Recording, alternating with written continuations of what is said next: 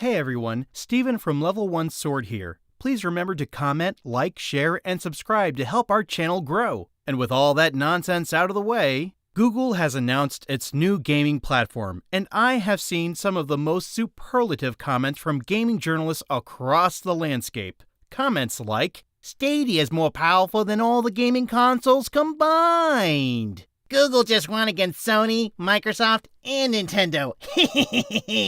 Stadia is the future! To cut through the din of compliments, let's get down to the nitty-gritty that was announced during the press conference and afterwards. First, the name. Stadia?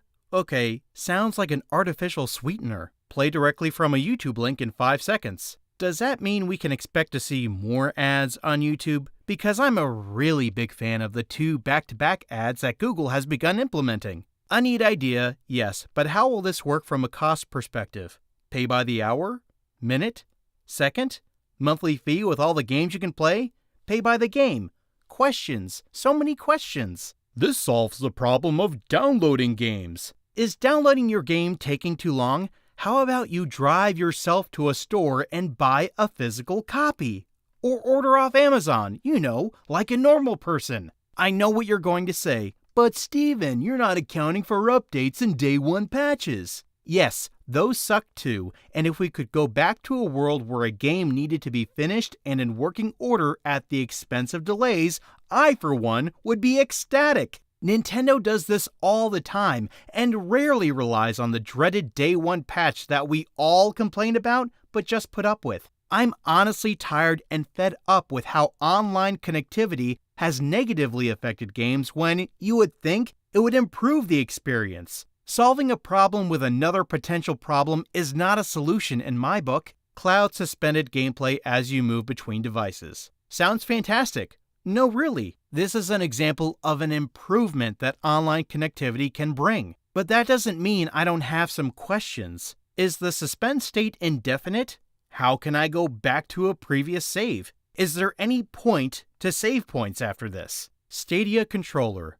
I remember seeing this leaked early, then I saw a report that said that wasn't the actual final design, but yeah, it's pretty much the same controller that was leaked. It's worthy to note that they forewent the more popular staggered stick design of Xbox and the Switch Pro controller, opting to be more in line with the PlayStation DualShock line, but it looks decent enough. Data center nodes. So I was giving this map a fairly casual glance when I noticed something. Anyone else notice the massive holes?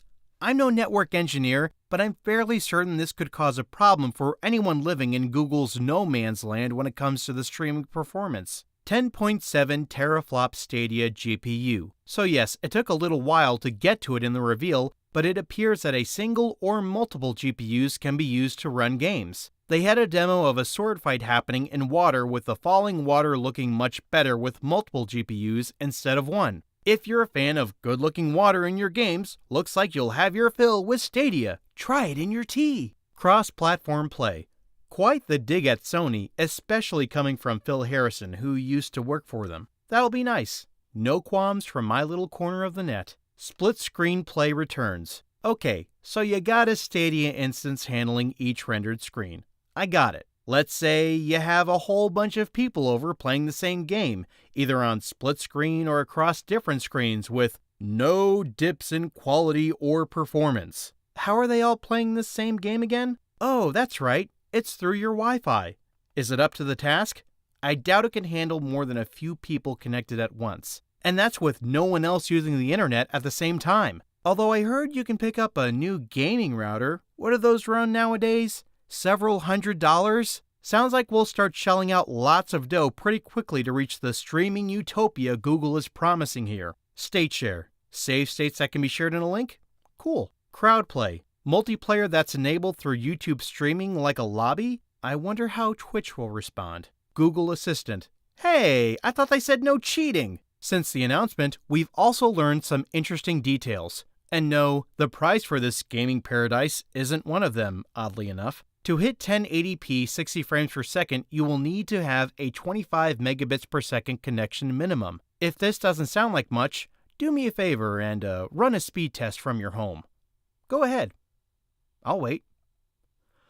What were the results? If you're like most of us, it probably did not hit that speed. And even if it did, I would imagine it has to remain at or above 25 megabits per second constantly to maintain the quality of the stream. You really think that is going to stay at that speed? I can barely get YouTube to play consistently at 1080p 30 frames per second. So how is this going to work? I'm sure the stream will downgrade to match what your current connection is, but this is not what is being promised. I think I'll stick with my boxes that natively run my games with no fear of the connection dropping, thanks.